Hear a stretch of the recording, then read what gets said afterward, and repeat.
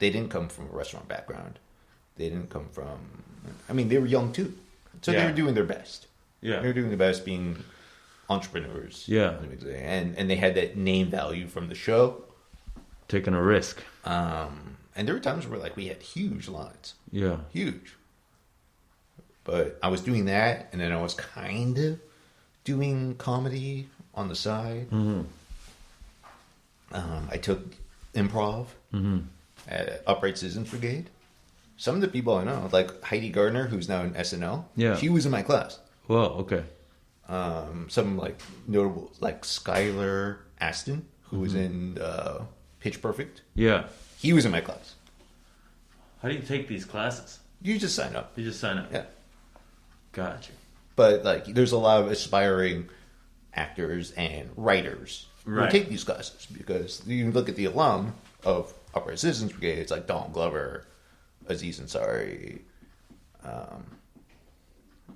pretty big names of comedy at that time. Good. And I didn't necessarily know if I wanted to be a comedian, but I was just kind of like, taking the job. I'm pushing myself out there. I did stand up a couple times, and which surprises people.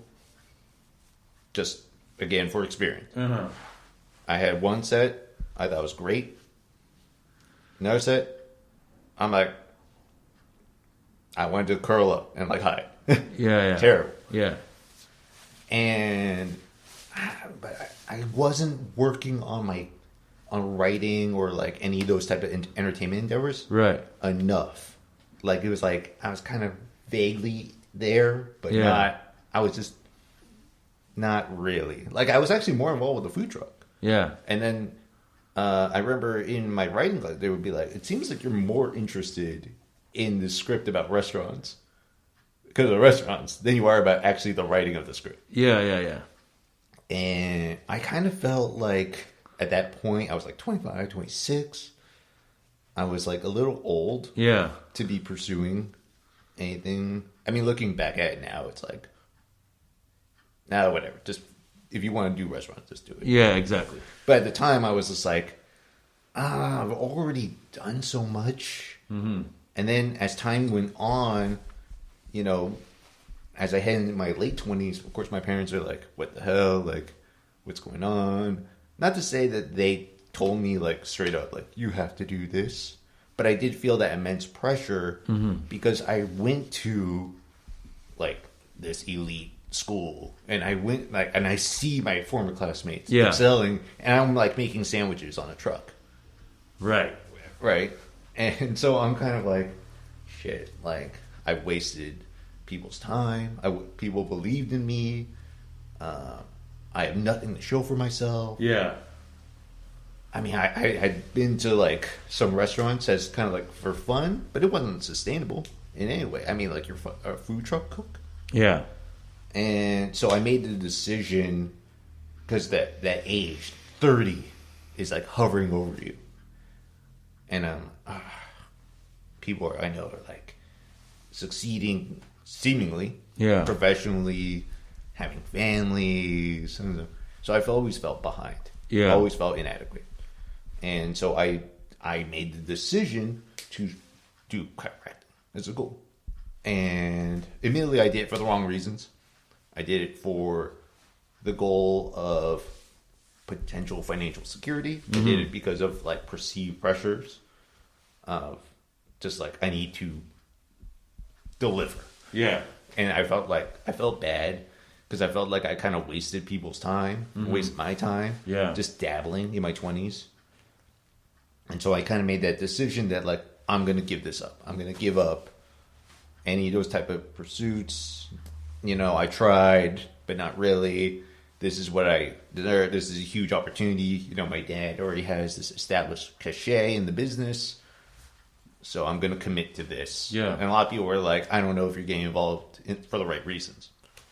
But I was just like, no, like this is it. Like I basically just gave up. Like I'm just like,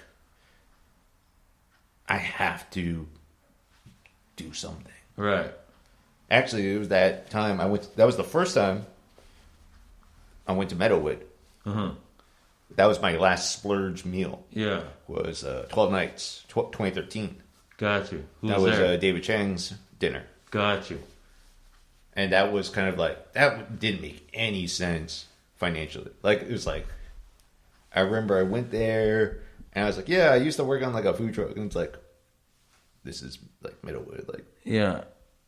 I think it was like $500 or something. Yeah, like exactly. It's not inexpensive. Yeah. But I view this as, this is it. Like, I'm never going to go to a restaurant like this again until I can actually like be financially sustainable, independent, and like a professional, and it will be several years from now. I just kind of like, I just gave up. Yeah.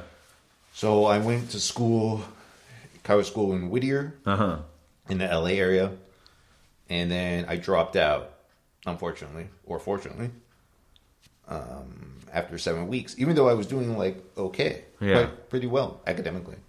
But people were right. I did get involved in it for the wrong reasons. It was like perceived pressure. Mm-hmm.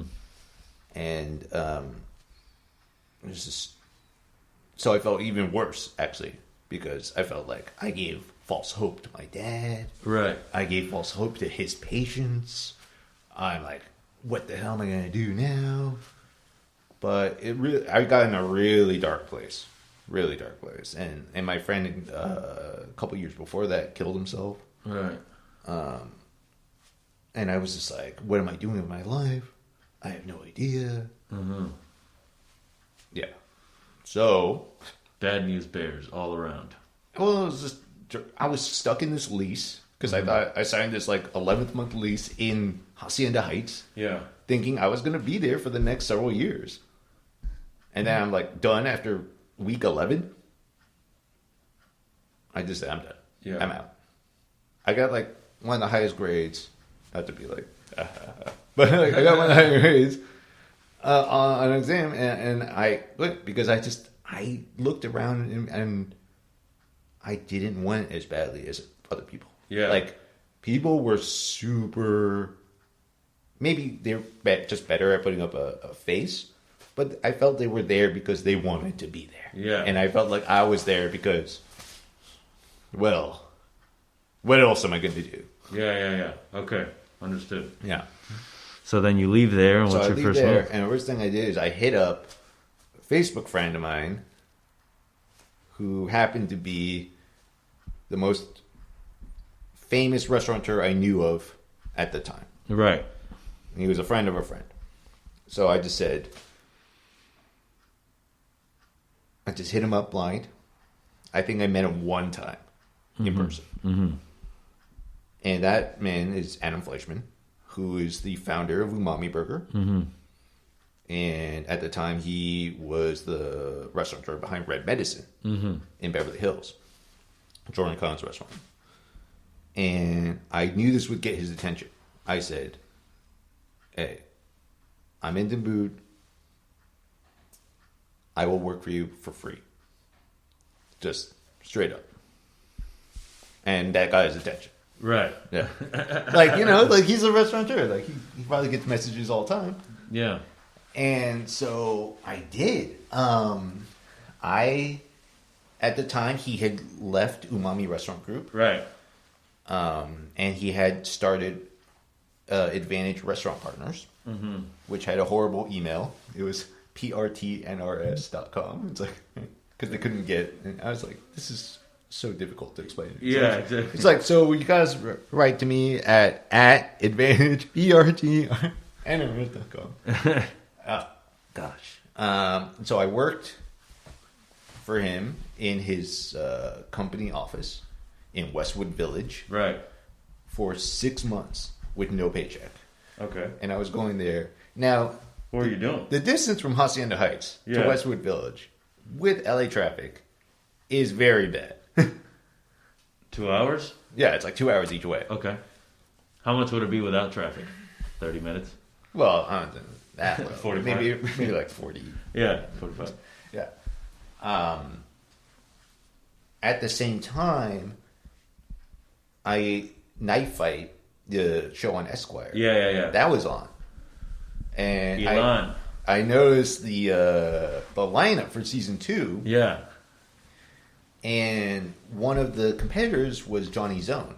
Right. Who was the chef at the time of La Poubelle, which is also a French bistro next to, or really close to, Upright Citizens Brigade Theater, right, in Hollywood. Okay. So I was familiar with that place, and I knew that he came from Bouchon, right, Beverly Hills. He worked at like Gordon Ramsay's restaurant down there. Mm-hmm. Like, it was a restaurant that is not really famous, but it's been around at that time like for like 45 years or so, and they're doing kind of like French staples, and it's busy. Like, it's not an Animal or something like that where it's like locally famous or nationally famous, right? But there was a pedigree there with it. So I had a great meal there, and I hit him up, and I did the thing where I was just like, chef, like, this was a great meal.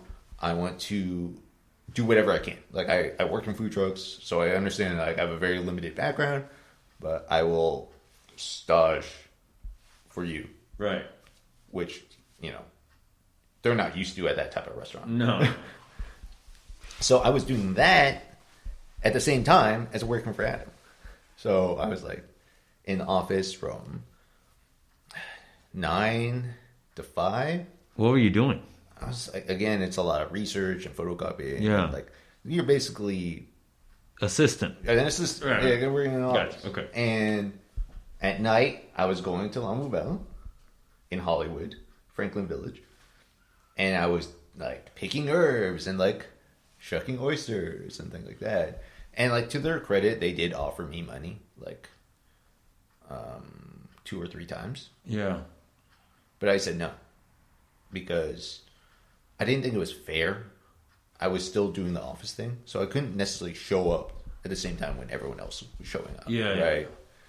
And I just felt like an imposter. Like, I was like, these people pay their dues. They're like former dishwashers, or they went to culinary school. Right. I felt like I was in a way paying penance. Mm-hmm. Like in that movie, The Mission, with Robert De Niro. Mm-hmm. Have you ever seen that one? Mm-hmm. He's a former conquistador who... How old is it? It's like from the 80s. Okay. And there's a scene where he throws his armor down the cliff and then carries the heavy armor by himself up again and throws it down and does it over. Like, he's basically like, he's trying to like make up for the past. He's like, this is his penance. Right. He's self-punishing himself. Yeah. And I thought I was doing the same in some ways. Yeah. Just like cleaning up the walk-in and all these things. Because it's like, there are times where I was like, what am I doing here? But then I felt like after all of these years of just dabbling and like, I was like punishing myself. Like, I was like clearly overworking myself for no money. Mm-hmm. And then there was a time where I took on a third job, also for no money. Mm-hmm. So I was like going on 4 hours of sleep, driving like 2 to 3 hours a day, maybe more. Got you. Drinking. That's how my coffee addiction started. Because I literally passed out behind the wheel one time. Really? Yeah. Oh, on the highway? Yeah. What happened? Nothing, thankfully. Okay. Yeah. But it was like brief. It was like... Oh, got you. And so that's when I was like, oh, I need to be more alert. Like, I'm clearly overworking myself. Mm-hmm. But I had no idea where it was going. Right. All I knew is that, like, I had sold this lease. I didn't want to break the lease because I don't want to sign a new lease on top of that. Mm-hmm. Not knowing where, like, I was thinking, like, who knows? Like, I could just be doing this and they could just be like, hey, we don't need you at all. Yeah. So I don't want to sign a new lease somewhere else. So I was just doing this wholly unsustainable lifestyle for several months. I think it was like 6 months. And then that's when I got an actual paid opportunity. Right. With Adam and Advantage. Okay. Once I did that, I put in my notice as a stage.